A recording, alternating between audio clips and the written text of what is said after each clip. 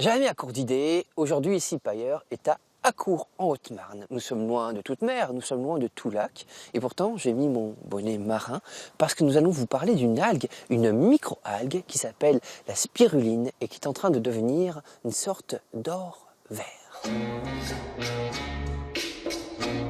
Stéphanie Brier a 2 casquettes.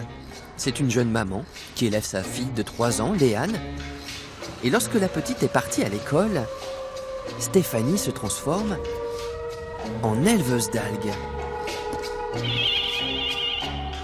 Cela se passe dans une serre chauffée.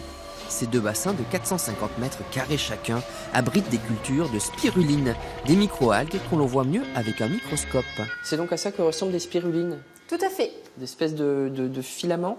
Tout à fait, d'où leur nom spiruline, parce que ça vient du latin spiraler.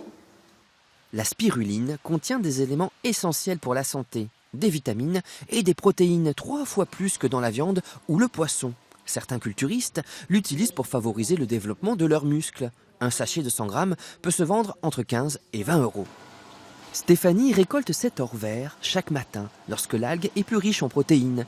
Cette récolteuse est reliée au bassin par des tuyaux. Donc le milieu de culture arrive à l'intérieur de ce filtre, la machine tourne, le milieu de culture lui passe à travers le filtre, retombe sur la table qui repart directement au bassin.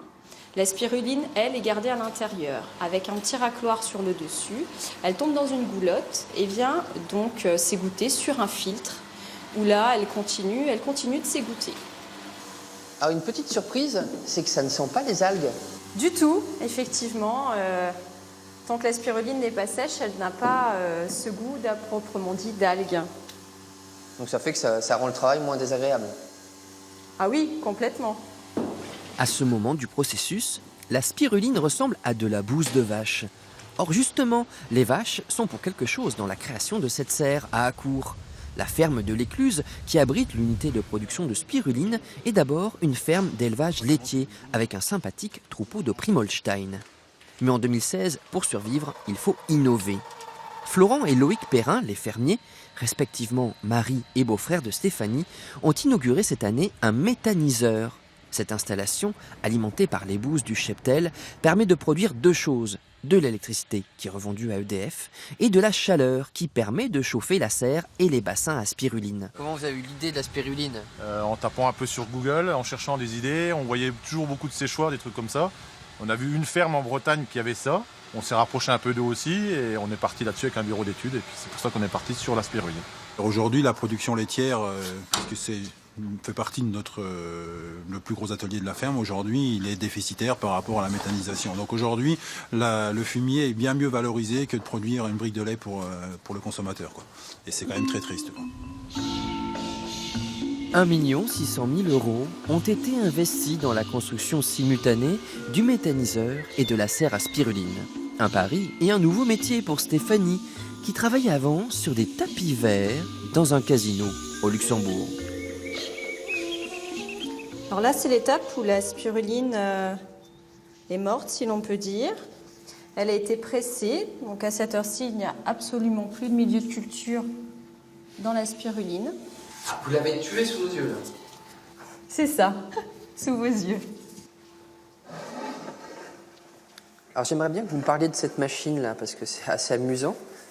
C'est un poussoir à saucisses de boucher, tout simplement, sur lequel a été transformé l'embout. Puisque ce n'est pas des saucisses que nous faisons, mais des petits filaments qui ressemblent à des spaghettis.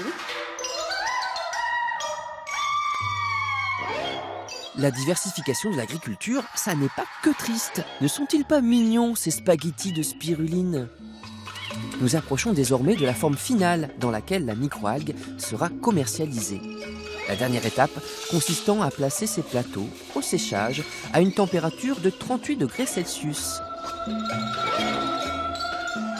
Pour conclure, je vais déguster. Merci. Une cuillère par jour, hein, pas plus. C'est ce qu'il faut, notamment cette saison, quand il commence à faire froid, pour vous assurer de ne pas tomber malade. C'est un petit goût spécial, un peu champignon. C'est ce que j'entends souvent. Voilà. Bon, mais j'espère que ça me donnait les bonnes idées de reportage. Merci pour cette visite et cette découverte de la spiruline à Accourt, en Haute-Marne, où nous étions aujourd'hui. La prochaine fois, nous serons ailleurs, en Champagne-Ardenne. Merci Bertrand. Voilà pour